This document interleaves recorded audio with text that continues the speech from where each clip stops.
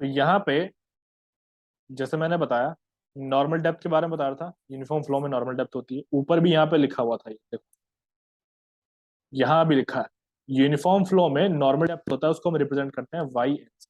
ये काफी इंपॉर्टेंट चीज है, न्यूमेरिकल में बड़ा काम आएगा, इसको तुम लोग भूलना मत। Y N equals to normal depth, चलो ठीक है, ये हो गया। अब यहाँ जैसे कि मैं एक पैटर्न तुम लोगों को बता रहा था, पैटर्न था कि पहले यूएफ आता है, देन जीवीएफ, देन आरवीएफ आता है। अब इसका मतलब क्या होता है? इसका मतलब ये है कि जब तुम्हारा वाटर फ्लो करना शुरू करता है तो सबसे पहले वो रहता है यूनिफॉर्म, वो एक यूनिफॉर्म फ्लो में फ्लो करता रहता है। फिर क्या होता है, वहां पे धीरे धीरे चेंजेस आने शुरू होते हैं, तो उसी को हम कहते हैं ग्रेजुअली वेराइड फ्लो। ग्रेजुअली यानी कि धीरे धीरे, ठीक है, जो चेंजेस हो रहे हैं वो स्लो हो रहे हैं थोड़े से, ठीक है, और यूनिफॉर्म चेंजेस हो रहे हैं, तो उसको हमने कहा ग्रेजुअली वेराइड फ्लो। तुम यहाँ पे देख सकते हो, एक क्या था, पहले स्ट्रेट लाइन था इस तरीके से वाटर का, ये यहाँ पे जो तुम देख रहे हो एक तरीके से स्ट्रेट लाइन था, और फिर इसको मैंने हल्का हल्का ऊपर ले जाना शुरू किया, बिकॉज यहाँ पे क्या आ रहा है, चेंज आ रहा है, ग्रेजुअली चेंज आ रहा है। अब यहाँ पे क्या है, फिर लिखा है आरवीएफ। आरवीएफ का मतलब रैपिडली वेराइड फ्लो, यानी कि अचानक से चेंज हो गया। अचानक से क्या चेंज हुआ, यहाँ पे आके सडनली काफी नीचे गिर गया है, ठीक है, तो ये चीज हुई, तो उसको मैंने रैपिडली वेराइड फ्लो। अब एक चीज होती है, एक क्वेश्चन यहाँ पे बनता है कि हाइड्रोलिक जंप कब आता है। प्रीवियस ईयर में बहुत बार आया हुआ क्वेश्चन है, तो हाइड्रोलिक जंप कब आता है ये बहुत बार पूछा गया, तो इसमें मैं तुम्हें बता दूं। अब तुम यहाँ पे नोटिस कर पा रहे होंगे कि रैपिडली वेराइड फ्लो जैसे ही आया, इस जगह से पानी ने यानी कि वाटर ने ऐसे एक जंप लिया, वापस से वाटर लेवल ऊपर गया उसका, तो इसको हम कहते हैं हाइड्रोलिक जंप। यानी कि पानी जब भी अपने लेवल से बहुत ऊपर कूदता है, एक जंप लगाता है, उसको हम कहते हैं हाइड्रोलिक जंप। और ये हाइड्रोलिक जंप तुम लोगों को बहुत जगह देखने को मिलती है, जैसे कि जहां पे झरना होता है, ठीक है, वाटरफॉल होते हैं, वहां पे देखने मिलता है, तुम्हारे जो डैम्स होते हैं वहां पे देखने मिलता है, ठीक है। तो hydraulic jump rapidly varied flow की बात आता है, इसको याद रखना मोस्ट इंपॉर्टेंट है, ठीक। प्रीवियस ईयर में बहुत बार आया है, यहाँ से बनेगा एक क्वेश्चन प्रीवियस ईयर का। चलो, ये सभी समझ गए होंगे। उसी तरीके से यहाँ पे भी देखो, रैपिडली वेराइड फ्लो आया, रैपिडली वेराइड फ्लो के बाद में इसने फिर से क्या लिया, जंप लिया है, ठीक। तो ये चीज सभी को समझ में आती है, डायग्राम भी हमने अच्छे से समझ लिया है। अब आगे देखते हैं, flow is called steady uniform. Flow जो तुम्हारा होता है उसको हम स्टेडी यूनिफॉर्म कहते हैं। कब कहते हैं, अगर डेप्थ ऑफ फ्लो जो है वो चेंज नहीं होती, ठीक है, विद रिस्पेक्ट टू स्पेस, तो वो क्या कहलाएगा, स्टेडी यूनिफॉर्म कहलाएगा। बात सभी को समझ में आ रही है कि अगर हमारा डेप्थ ऑफ फ्लो चेंज नहीं होता विद रिस्पेक्ट टू स्पेस, तो उसको हम स्टेडी यूनिफॉर्म कहते हैं। आगे देखो, the underline assumption is that the velocity doesn't very, which means cross section parameter, roughness parameter and slope parameter are not varying। इसका मतलब क्या हुआ, यहाँ पे एक assumption जो हमने लिया था, मैं बताता हूँ, यहाँ पे लिखा है the underlying assumption is that, जो माना गया एक assumption है वो ये है कि वेलोसिटी हमारी बदल नहीं रही है। तो अगर वेलोसिटी नहीं बदल रही है तो इसका मतलब ये है कि जो तुम्हारा क्रॉस सेक्शन पैरामीटर है वो नहीं बदल रहा। सीधी सी बात है, तुम लोगों ने एक कॉन्सेप्ट जो है सब लोगों को पता है, ये मैं एक पाइप ले लेता हूँ, यहाँ से वाटर जा रहा है ऐसे, तुम क्या करते हो, पाइप का ही जो लास्ट वाला एंड होता है इसको तुम प्रेस करोगे तो वेलोसिटी बढ़ जाती है। तो यहाँ पे वो उसी चीज को दोहरा रहा है, कह रहा है कि वेलोसिटी तुम्हारी नहीं बदल रही, इसका मतलब क्रॉस सेक्शन कांस्टेंट है, पहली चीज उसने बता दी। नेक्स्ट, रफनेस पैरामीटर, वो भी तुम्हारा कांस्टेंट होगा, सीधी सी बात है, अफेक्ट करता है ना, वेलोसिटी अगर बदल रही है इनकी रफनेस कोएफिशिएंट बदल रहा है, ठीक, वाटर फ्लो नहीं कर पा रहा सही से, तो वो भी तुम्हारा पैरामीटर जो है रफनेस वाला वो भी कांस्टेंट है। आगे देखो, स्लोप पैरामीटर जो है वो भी बदल नहीं रहा है, तो स्लोप पैरामीटर अगर तुम्हारा बदल जाएगा तो भी वेलोसिटी पे फर्क पड़ेगा। कैसे, वो देखो, पानी अगर ऐसे ऊपर की तरफ जाएगा तो स्लोप ऊपर की तरफ है, तो वाटर ऊपर की तरफ अगर जाएगा तो उसको तो अफेक्ट करने पड़ेंगे, वेलोसिटी कम हो जाएगी फिर बाहर निकलते टाइम। उसी तरीके से अगर वाटर नीचे की तरफ जाएगा तो वेलोसिटी बढ़ जाएगी, तो वो चीज यहाँ पे कह रहा है कि जो तुम्हारा स्लोप है वो भी कांस्टेंट है, तो इस चीज को याद रखना, ठीक है। अब आगे देखो, इसी में यहाँ प्रिज्मेटिक चैनल में, प्रिज्मेटिक चैनल के बारे में सब लोग जानते हैं क्या होता है प्रिज्मेटिक चैनल, है ना। प्रिज्मेटिक फिर मैं बताता हूँ, तुम लोगों ने सॉम पढ़ रखा है, वहां पे मैंने बहुत जोर दिया था प्रिज्मेटिक शब्द के ऊपर कि प्रिज्मेटिक होता क्या है। सॉम में भी क्वेश्चन इस तरीके से आ रहे थे कि वहां पे वो प्रिज्मेटिक वर्ड का यूज कर ले रहा था। तो प्रिज्मेटिक एक ऐसा वर्ड है, ये हमें ये शो करता है कि जो भी तुम्हारा क्रॉस सेक्शन है वो चेंज नहीं हो रहा, ठीक है, क्रॉस सेक्शन तुम्हारा सेम है, वहां पे मैंने बताया था विद रिस्पेक्ट टू डेप्थ या फिर विद रिस्पेक्ट टू हाइट, मैंने तुम लोगों को बताया था कि वो क्रॉस सेक्शन चेंज नहीं हो रहा है। सेम यहाँ पे भी है कि जो तुम्हारा क्रॉस सेक्शन है वो चेंज नहीं हो रहा, जो तुम्हारा एरिया है वो चेंज नहीं हो रहा, सेम। ठीक है, डेप्थ सेम है। देखो, तो प्रिज्मेटिक चैनल में कांस्टेंट डेप्थ फ्लो हो रहा है, ठीक है, मतलब यूनिफॉर्म फ्लो वहां पे है। और जो डेप्थ ऑफ फ्लो है उसको हम नॉर्मल फ्लो कहते हैं।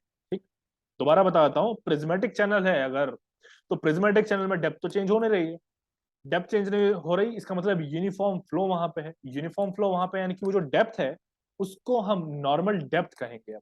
ठीक, रिलेशन है सब चीजों में। रिलेशन क्या है कि प्रिज्मेटिक जैसे ही वर्ड आ गया तो समझ लेना कि डेप्थ चेंज नहीं हो रहा है। डेप्थ चेंज नहीं हो रहा है दैट मीन्स यूनिफॉर्म फ्लो है। यूनिफॉर्म फ्लो है दैट मीन्स वहां पे जो डेप्थ है वो नॉर्मल डेप्थ कहलाएगी। ठीक है, तो ये रिलेशनशिप है तुम्हारा। अब आगे देखो, presence of obstructions in channels such as weir. अब चैनल्स में भी क्या होता है, ऑब्स्ट्रक्शंस होते हैं ना, बहुत तरह के डिवाइसेस तुम क्या करते हो वहां पे लगा रखे होते हैं तुम लोगों ने। तो यहाँ पे वो कह रहा है कि presence of obstructions in channels such as weir, dropping bed, sluice gates, change in bed slope और cross section causes the flow to vary. ठीक है, तो यही सब चीजें जो होती हैं इनकी वजह से जो तुम्हारा फ्लो हो रहा होता है वो बदलता है। ठीक, अब जब ये बदल रहा है फ्लो तो सीधी सी बात है इसको हम नॉन यूनिफॉर्म फ्लो कहेंगे। ठीक है ना, ये चीज हम जानते हैं। भाई अगर फ्लो बदलेगा तो नॉन यूनिफॉर्म फ्लो हो गया, और वेराइड फ्लो तो इसने उसका दूसरा नाम भी दिया है यहाँ, इस चीज को समझ लें।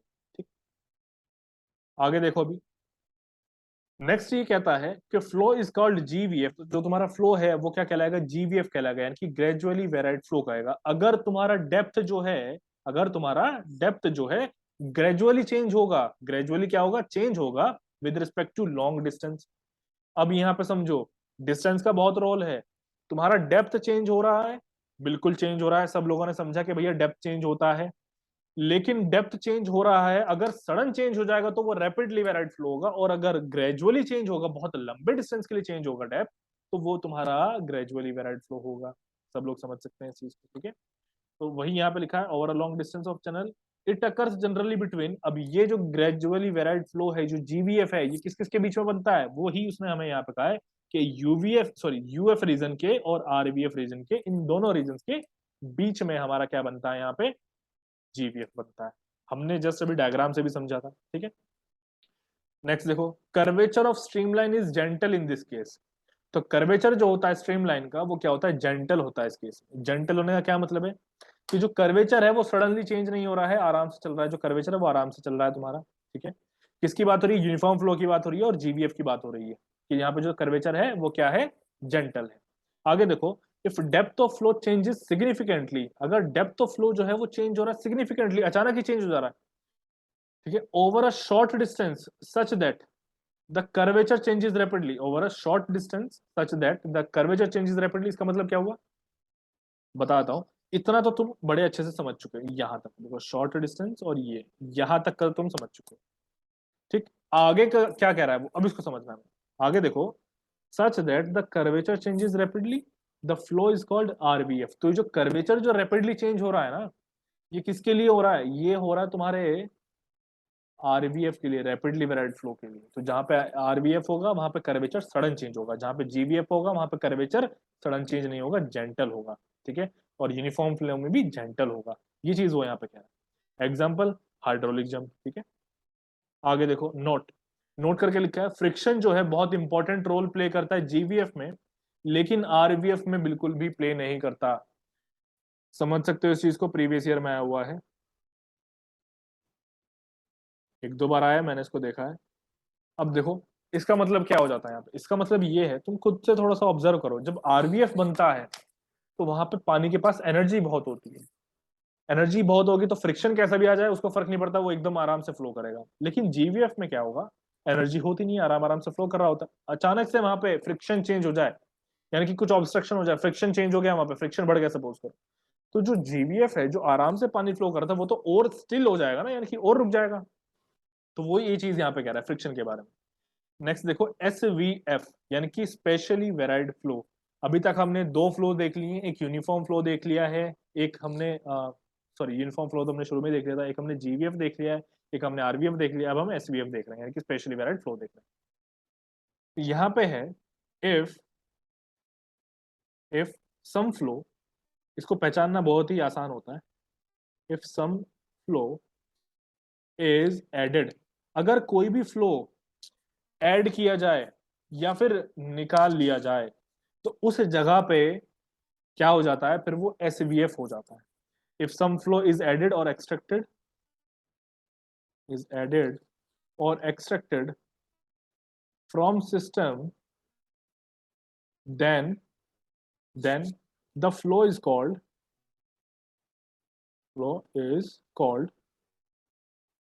S V F. इस चीज को याद रखना, एसवीएफ को पहचानना बहुत आसान है। जैसे ही कोई भी तुम्हारा स्ट्रीम चल रहा है, उस स्ट्रीम में अगर कुछ और स्ट्रीम ऐड हो जाए या फिर उसी स्ट्रीम में से थोड़ी सी स्ट्रीम निकल जाए तो वहां पे आ जाएगा एस वी एफ। ये चीज वो यहाँ पे क्या है। तो यहाँ पे रिप्रेजेंट भी किया गया है, जैसे कि यहाँ पे मान लेते हैं डिस्चार्ज है Q1, ऐसे फ्लो हो रहा है आराम से। यहां से मैंने क्या किया, Q2 एक्सट्रैक्ट कर लिया, बाहर निकाल लिया, तो Q1 तुम देख सकते हो, और ये जो Q3 है फिर ये रेसिडुअल बचा। ठीक है, Q2 एक्सट्रैक्ट करने के बाद का बचा है। तो Q1 क्या होगा, Q3 प्लस Q2 होगा, वो यहाँ पे लिखा है, और Q2 जो होगा वो कम होगा किससे, Q1 से। ये चीज यहाँ पे लिखी है। We can also have unsteady flow like sorry, यहाँ पे लिखा है we can also have unsteady flow like. इसका मतलब है, बता देता हूँ। अभी तक हमने क्या पढ़ा, अभी तक हमने नॉन यूनिफॉर्म फ्लो के बारे में पढ़ा है। नॉन यूनिफॉर्म फ्लो के जीवीएफ, आरबीएफ और एसवीएफ हमने देख लिए। यूनिफॉर्म फ्लो तो हमने शुरू में ही देख लिया था। तो अब ये आ रहा है अनस्टेडी फ्लो पे। अनस्टेडी फ्लो पे ये कह रहा है कि जैसे हमने ये पढ़े हैं ना यहाँ, उसी तरीके से अनस्टेडी फ्लो के भी हो जाएंगे। अब इनको भी देख लेते हैं, चलो इनको भी देख लेते हैं। अभी यहां तक बताओ, कुछ डाउट है? अब यहाँ पे जैसे कि मैंने बताया जस्ट अभी अभी, कि जैसा हमारा नॉन यूनिफॉर्म के जीवीएफ हमने देखे, आरबीएफ हमने देखे और एसवीएफ हमने देखे, उसी तरीके से हमारे अनस्टेडी फ्लो के भी जीवीयूएफ, आरबीएफ और एसवीयूएफ है ना। ये वही तो लिखा है यहाँ पे। तो यहाँ पे ये कह रहा है जीवीयूएफ के बारे में, ग्रेजुअली वेरिड अनस्टेडी फ्लो, पूरा फुल फॉर्म इसने में दे दिया। एग्जाम्पल इसने में यहाँ पे दिया है कि passage of flood wave in river, तो जो तुम्हारा फ्लड वेव है वो तुम्हारा रिवर में आ जाए। ठीक है, ये कह रहा है।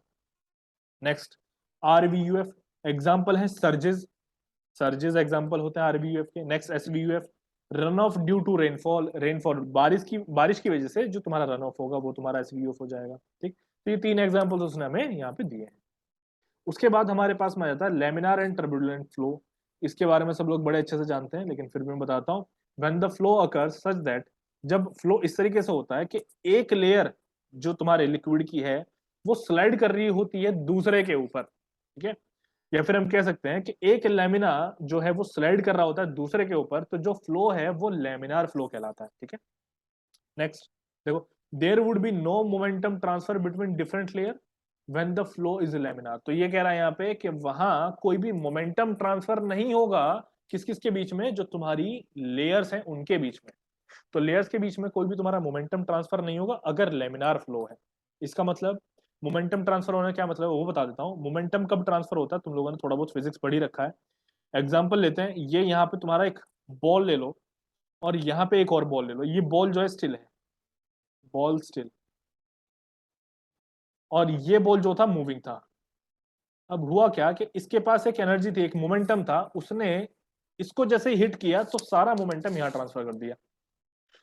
तो होता क्या है, जब एनर्जी होती है तो वो ट्रांसफर कब होगी, देखो उसके लिए एक इम्पैक्ट होना चाहिए। यहाँ पे देखो, मूविंग बॉल अगर इसकी एनर्जी इतनी है कि ये आते आते भैया यहीं रुक गई, है ना, आते आते यहीं पे रुक गई, ये इसको टच नहीं कर पाई, थोड़ा सा इसको मतलब क्या नहीं कर पाई, कह सकते हैं कि कुछ इम्पैक्ट नहीं डाल पाई, फोर्स नहीं लगा पाई, तो फिर यहाँ पे तो मतलब जो मोमेंटम ट्रांसफर होगा नहीं, ये तो रुक जाएगी। तो लेमिनार फ्लो में वही होता है कि उतनी एनर्जी नहीं होती है, आराम आराम से फ्लो चल रहे होता है, सारी सारी जो स्लाइड्स होती हैं एक दूसरे के ऊपर वो आराम से चल रही होती हैं। तो एक स्लाइड किसी दूसरी स्लाइड में नहीं एंटर करती। ठीक है, तुम लोग अच्छे से जानते हो टर्बुलेंट फ्लो में क्या होता है, इंटरमिक्सिंग हो जाती है लेयर्स की। तो वही मैं यहाँ पे कह रहा हूँ कि जो लेयर है वो दूसरी लेयर में नहीं जाती, एक लेयर दूसरी लेयर में नहीं जाती है, तो इसी वजह से यहाँ पे मोमेंटम ट्रांसफर नहीं होता है। लेकिन अगर मैं बात करूं तुम्हारे टर्बुलेंट फ्लो की, तो सब चीज अपोजिट हो जाती है। जैसे कि भैया तुम्हारा मोमेंटम ट्रांसफर भी होता है वहां पे, ठीक है, और तुम्हारी एक लेयर दूसरी लेयर में जाकर के मिक्स भी हो जाती है। ठीक, ये सब चीजें होती है। चलो नेक्स्ट देखो, यहाँ पे एक हमारे सामने फॉर्मूला लिखा हुआ है। ये फॉर्मूले जो है इनकी बहुत इंपॉर्टेंस है। क्यों, कैसे इंपॉर्टेंस है वो समझा देता हूँ। एक्चुअली होगा क्या कि आरबीएफ में तुम लोगों ने अगर ये फॉर्मूले नहीं याद किए हैं तो बहुत से क्वेश्चन तुम्हारे, सॉरी आरबीएफ कह रहा हूँ, ओसीएफ में अगर तुम लोगों ने ये सब फॉर्मूले जो आएंगे तुम्हारे सामने ये अगर नहीं याद किए तो तुम्हारे बहुत से क्वेश्चन सॉल्व होंगे। इसलिए बहुत इंपॉर्टेंस है इनकी। आर ही तुम्हारा रिनॉल्ड्स नंबर है यहाँ पे। रेनॉल्ड्स नंबर का फॉर्मूला हुआ वी आर ओवर म्यू। अब इसको हम ऐसे भी लिख सकते हैं, रो वी डी ओवर म्यू। ठीक, एक इसमें डायनामिक विस्कोसिटी है, एक इसमें काइनेमेटिक विस्कोसिटी है, तुम लोग अच्छे से जानते हो, पढ़ रखा है। आर ही तुम्हारा डायमेंशनलेस होता है। अब यहाँ पे ओसीएफ में कुछ वैल्यू आ जाती है आर ही की। तो वैल्यू देखो कुछ इस तरीके से है, लेमिनार फ्लो के लिए 500 से कम है, ट्रांजिशन फ्लो के लिए 500 से 2000 के बीच में है, और टर्बुलेंट फ्लो के लिए 2000 से ज्यादा है। तो एक चीज मैं तुम्हें बता दूं, रेनॉल्ड्स नंबर की जो वैल्यूज हैं वो बदलती रहती हैं। किस किस के लिए, डिपेंड्स ऑन द कंडीशन। जैसे कि ओसीएफ है, वैल्यूज बदल गई। पाइप्स फ्लो हो रहा है, वैल्यूज बदल गई। तुम्हारा स्ट्रीमलाइन फ्लो, एक हमने बाउंड्री लेयर का कॉन्सेप्ट पढ़ा था, स्ट्रीमलाइन बोल गया मैं, एक बाउंड्री लेयर का हमने कॉन्सेप्ट पढ़ा था। वहां पे हमारी वैल्यूज बदल गई। वहां पे वैल्यूज क्या थी, वहां पे वैल्यूज थी देखो 5 × 10⁵ से कम है। ऐसे ही बाउंड्री लेयर की बात कर रहा हूं तो लेमिनार होगा। 5 × 10⁵ से ज्यादा है तो टर्बुलेंट होगा बाउंड्री लेयर में। यहाँ पे देखो 500 हो गया, 500 से 2000 हो गया, ऐसे 2000 से ज्यादा हो गया।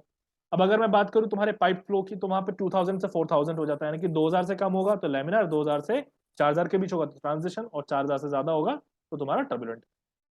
तो तुम्हारे आर की यानी कि रेनॉल्ड्स नंबर की वैल्यू बदलती रहती है। ठीक है,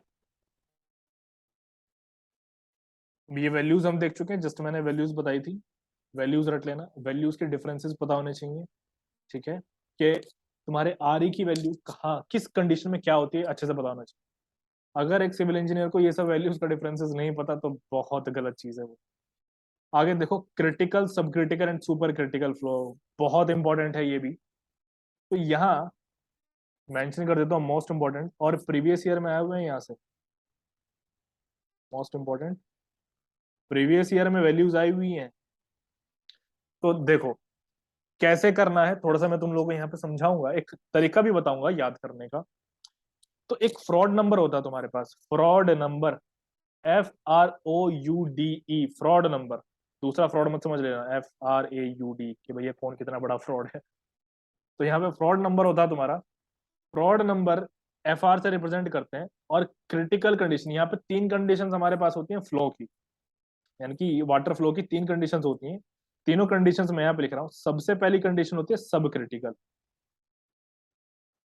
फिर होती है क्रिटिकल, और एक होती है सुपर क्रिटिकल। तो तुम लोग मतलब भी समझ सकते हो। देखो कोई पेशेंट है, बीमार हो गया बहुत ज्यादा, तो कहता है ना डॉक्टर भैया क्रिटिकल कंडीशन है, यानी कि कुछ भी हो सकता है, बच भी सकता है, नहीं भी बच सकता, प्रोबेबिलिटी है वहां पे। सब क्रिटिकल यानी कि काफी ज्यादा प्रोबेबिलिटी है उसके बचे जाने की। उसी तरीके से पानी में, वाटर फ्लो में भी होता है, सब क्रिटिकल है, ठीक है। सुपर क्रिटिकल तो भैया यहाँ पे बहुत एनर्जी हो गई उसके पास, सुपर क्रिटिकल है। अब देखो, तो क्रिटिकल जब होगा तो तुम्हारे FR की वैल्यू 1 होगी। सब क्रिटिकल जब होगा तो FR की वैल्यू 1 से कम हो जाएगी। सब क्रिटिकल, क्रिटिकल से छोटा, FR की वैल्यू 1 से छोटी, ठीक है। सुपर क्रिटिकल ऐसी, FR की वैल्यू ग्रेटर देन 1। अब बाकी वैल्यूज में आ जाओ। अब कुछ चीजें यहाँ पे उल्टी हो जाती हैं, देखो क्या भैया, FR जब 1 के बराबर है तो वेलोसिटी तुम्हारा क्रिटिकल वेलोसिटी के बराबर होगा, इस चीज को याद रखना। मोस्ट इंपोर्टेंट चीज बता रहा हूं, वेलोसिटी क्रिटिकल वेलोसिटी के बराबर होगा जब कंडीशन तुम्हारी क्रिटिकल चल रही है। नेक्स्ट देखो, सब क्रिटिकल कंडीशन जब होगी उस वक्त तुम्हारे फ्लो की वेलोसिटी क्रिटिकल वेलोसिटी से कम होगी, तभी वो सब क्रिटिकल कंडीशन में आएगा, ठीक है। सुपर क्रिटिकल, जब तुम्हारी वेलोसिटी क्रिटिकल वेलोसिटी से ज्यादा हो चुकी होगी तब तुम्हारी यहां पे सुपर क्रिटिकल कंडीशन डेवलप होगी, ठीक है, समझना। अब ये जो दो चीज तुमने पढ़ी हैं इनको बहुत अच्छे से आसानी से याद किया जा सकता है, डिफिकल्टी नहीं होती, कंफ्यूजन नहीं होता इन दो वैल्यूज में, यानी कि वेलोसिटीज के टर्म में और फ्रॉड नंबर के टर्म्स में कभी भी क्रिटिकल सुपर क्रिटिकल के बीच कोई कंफ्यूजन नहीं होता। कंफ्यूजन होता है कहाँ पे, ये जो डेप्थ है, ये देखो यहाँ पे डेप्थ ऑफ फ्लो जो है उसमें होता है कंफ्यूजन। तो यहाँ पे क्रिटिकल तक तो ठीक है भैया, क्रिटिकल में तुम्हारा depth of flow critical depth of flow के बराबर हो जाएगा, लेकिन सब क्रिटिकल में क्या होगा, सब क्रिटिकल में तुम्हारा जो डेप्थ ऑफ फ्लो है वो क्रिटिकल डेप्थ ऑफ फ्लो से ज्यादा हो चुका होता है। जस्ट अपोजिट, देखो ऊपर क्या था, सब चीजें यहाँ पे क्रिटिकल से छोटी हो रही थी, ये अकेला डेप्थ ऐसा है जो भैया क्रिटिकल से ज्यादा हो जाएगा। उसी तरीके से यहाँ पे भी है, ठीक है, कि यहाँ पे सुपर क्रिटिकल में डेप्थ ऑफ फ्लो क्या होगा, क्रिटिकल डेप्थ ऑफ फ्लो से कम हो जाएगा। तो ये कुछ वैल्यूज हैं जो हमने याद कर ली। अब फ्रॉड नंबर का फॉर्मूला भी हम यहाँ पे देख लेते हैं। फ्रॉड नंबर का formula F R equals to V upon under root में जी वाई। यहाँ पे वाई तुम्हारा क्या है, हाइड्रोलिक डेप्थ है, ठीक, वाई तुम्हारा क्या है यहाँ पे, हाइड्रोलिक डेप्थ है। वी तुम्हारा वेलोसिटी होगा, जी तुम्हारा यहाँ पे क्या है, एक्सेलरेशन ड्यू टू ग्रेविटी है। हाइड्रोलिक डेप्थ होता है ए अपॉन टी, यानी कि area upon top width. LC जो तुम यहाँ पे देख रहे हो ये है कैरेक्टरिस्टिक लेंथ। अब ये एलसी कहाँ पे आएगा बता देते हैं, अभी देखो एलसी नीचे आने वाला है, यहाँ नहीं दिया हुआ है, कोई बात नहीं, एलसी में तुम बताता हूँ। तुम देख सकते हो एक बार, लेंथ कोई भी डिस्टेंस है, कैसे बनता है डिस्टेंस, स्पीड इंटू टाइम करके बनता है ना। तो यहाँ पे जो तुम्हारी स्पीड बनेगी वो यहाँ पे सेलेरिटी है, ये देखो ये सेलेरिटी यहाँ पे आ जाती है। तो स्पीड सेलेरिटी है और यहाँ पे टाइम हो जाता है, तब बनता है कैरेक्टरिस्टिक लेंथ, ठीक है। अब सेलेरिटी क्या है उसके बारे में बता देते हैं।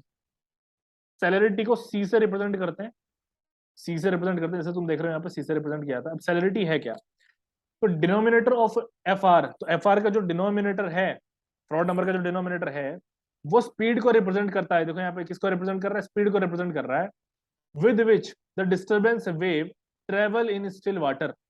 और कौन सी स्पीड को रिप्रेजेंट कर रहा है, ये वो स्पीड को रिप्रेजेंट कर रहा है जिस स्पीड से एक वेव एक रुके हुए पानी में ट्रेवल कर रही होती है।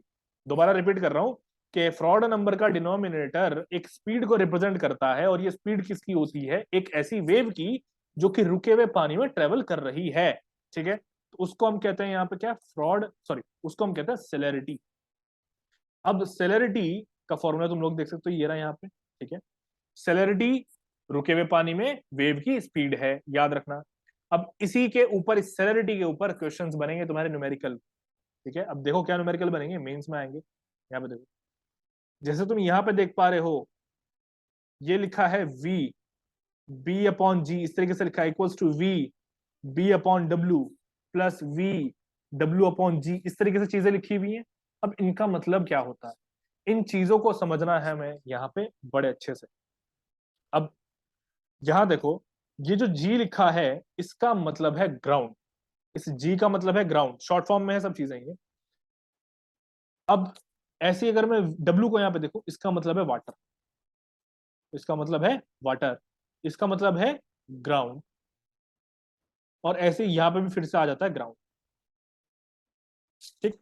तो अब ये चीज हो क्या रही है, तो देखो ये जो बी है यहाँ पे, इस बी को हम कहते हैं डिस्टरबेंस, इस बी को हम क्या कहते हैं, डिस्टरबेंस कहते हैं, ठीक है ना, समझ करके चलना। इस बी को हम क्या कहते हैं, डिस्टरबेंस कहते हैं, ठीक।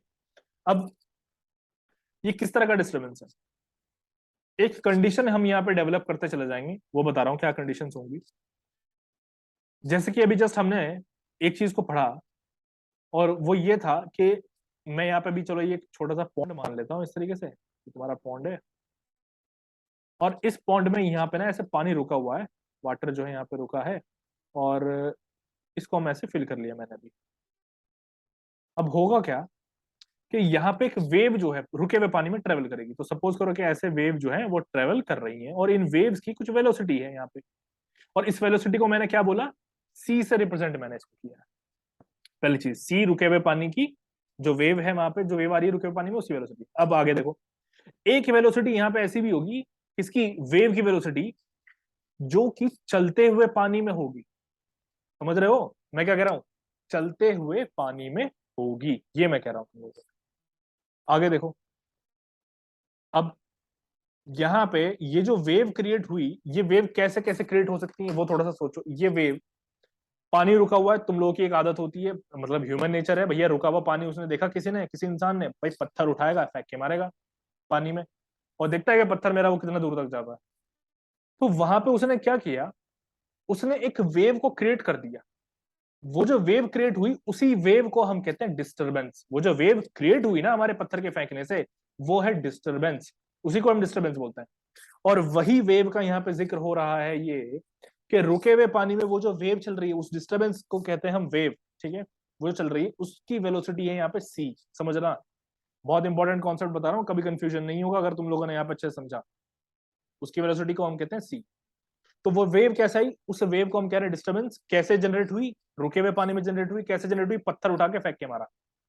आगे देखो, और भी कुछ कंडीशंस में डेवलप हो सकती हैं, जैसे कि तुम्हारे पास में एक बोट है, ठीक है, एक बोट है तुम्हारे पास, और पानी का फ्लो इस तरीके से, इस डायरेक्शन में पानी का फ्लो है, और तुम क्या कर रहे हो, इस तरीके से अपनी बोट लेकर के जा रहे हो, तो भी यहाँ पे वेव्स क्रिएट हो जाएंगी, कुछ डिस्टर्बेंसेस यहाँ पे क्रिएट हो जाएंगी।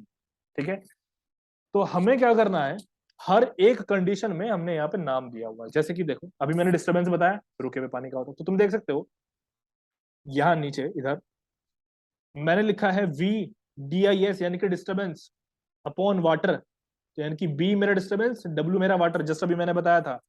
अब इस चीज को मैंने क्या लिखा है, इस चीज को मैंने लिख दिया यहाँ पे सी, यानी कि ये जो डिस्टर्बेंस है जो वाटर पे क्रिएट हुआ, उसको मैंने सी से डिनोट किया है यहाँ। क्लियर हो रहा होगा सभी को। उसी तरीके से देखो, वी वाटर ग्राउंड, इसका मतलब क्या हुआ कि पानी चल रहा है ग्राउंड के ऊपर, रुके हुए ग्राउंड के ऊपर। तो हम यहाँ पे, ग्राउंड तो स्टिल होता है, रुका हुआ होता है, ग्राउंड स्टिल होता है, एकदम रुका हुआ होता है।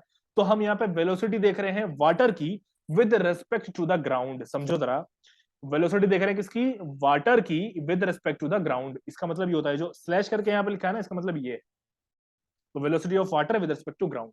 तो यानी कि नदियां जो बह रही हैं, जो चैनल चल रहा है, वो रुके हुए ग्राउंड के ऊपर फ्लो हो रहा है, तो यहाँ पे वो वेलोसिटीज आएंगी। समझ में आ रही होगी बात सभी को। आगे देखो, ऐसे यहाँ पे जो है ये डीआईएस, यानी कि disturbance with respect to water, यानी कि जो वेव क्रिएट हुई उसकी velocity with respect to water, वो सी है यहाँ पे। तो ये चीज है, ठीक है। ये सारा मैंने तुम लोगों को समझा दिया है डिटेल में अच्छे से, कि कौन सी चीज क्या यहाँ पे कहलाती है। ठीक, अब ये जो आगे है ये तुम देख सकते हो। अब यहाँ पे इसको चलो तुम अभी छोड़ दो, इसको भी छोड़ देते हैं, ऊपर वाली चीज को छोड़ दो जरा। अब यहाँ पे आ जाओ, ये जो यहाँ पे लिखा है यू बाय एस, ऐसी एक जगह और लिखा होगा डी बाय एस, इनका मतलब क्या है। जो एग्जाम में तुम्हारे क्वेश्चन आएंगे ना, वो तुम्हें बताता हूँ। बेसिक्स मैंने बता दी तुम्हें कि V D I S upon water जो लिखा है, यानी कि कह सकते हैं कि वी बी बाय जी जो लिखा है, या फिर वी डब्ल्यू बाय जी जो लिखा है, ये क्या है, ये मैंने समझा दिया। अब यहाँ पे डी बाय एस और यू बाय एस, ये सब चीजें भी आएंगी। इनका मतलब क्या होता है, इसका मतलब होता है डाउन स्ट्रीम, इसका मतलब होता है डाउन स्ट्रीम, और इसका मतलब होता है अपस्ट्रीम। तो जो एग्जाम में क्वेश्चन आएंगे उसमें क्लियरली मेंशन्ड होगा कि तुम्हारी बोट है वो अपस्ट्रीम जा रही है, वेव क्रिएट हुई किसी डाउनस्ट्रीम डायरेक्शन में। समझो जरा भैया, अगर बोट तुम्हारा अपस्ट्रीम में जाएगी तो वेव्स डाउनस्ट्रीम में क्रिएट होंगे ना, अपोजिट डायरेक्शन में। तो यहाँ इस तरह के क्वेश्चंस जनरेट होंगे, तो तुम्हें डाउनस्ट्रीम अपस्ट्रीम ये सब पता होना चाहिए। ये सब कंडीशंस पता होंगी तो देखो अब आगे, तो तुम यहाँ पे फॉर्मूला जो जैसे ये लिख दिया ना, सी माइनस वी कर दिया, भैया कैसे कर दिया, माइनस क्यों लगा दिया, कंफ्यूजन हो जाएगा ना। तो वही मैं अब तुम लोगों को समझाऊं कि ये माइनस कैसे आता है। भैया अपस्ट्रीम आया तो माइनस कर दिया, डाउनस्ट्रीम आया तो प्लस करेंगे, क्यों करेंगे, सब समझाऊंगा अभी। ठीक है, बहुत इंपॉर्टेंट कॉन्सेप्ट चल रहा है, समझते हुए चलना। अब यहाँ पे एक्चुअली में जो होता है, ये जो माइनस प्लस होता है, इसका मतलब क्या होता है वो बताता हूँ। इसका मतलब होता है, हम एक वेलोसिटी लेते हैं दूसरे वेलोसिटी के रेफरेंस में, ये चीज हो रही होती है। एग्जाम्पल, अपस्ट्रीम का एक बहुत कॉमन एग्जांपल लेता हूं मैं, फिर बाद में थोड़ा सा यहाँ पे आऊंगा, पहले एक बेसिक तुम लोगों को समझा देता हूँ।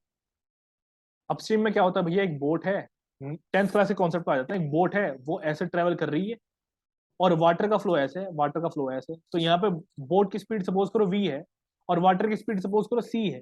तो यहाँ पे टोटल वेलोसिटी जो एक रिजल्टेंट वेलोसिटी बनेगी अपस्ट्रीम में, कितनी बनेगी, वो बनेगी, देखो यहाँ पे भैया v माइनस सी, यही तो बनेगी, माइनस हुआ ना। अगर डाउनस्ट्रीम जाने लगे, यानी कि दोनों सेम ही डायरेक्शन में हो, तो वेलोसिटी और, यानी सॉरी, वेलोसिटी जो तुम्हारी बोट की और वेलोसिटी जो वाटर की, दोनों ऐड हो जाएंगी, तो तब बन जाएगा v प्लस सी। तो वही चीज यहाँ पे हो रही है, उसी चीज को हमने यहाँ पे किया हुआ है, माइनस किया हुआ है, ऐसे प्लस भी करेंगे। तो इस सारी चीज को मैं समझाऊंगा आगे। ठीक, यहां तक किसी को डाउट ना हो। अभी जो आगे की चीजें हैं जो मैं बता रहा हूँ, ये नेक्स्ट वाले सेशन में देखेंगे, नेक्स्ट लेक्चर में।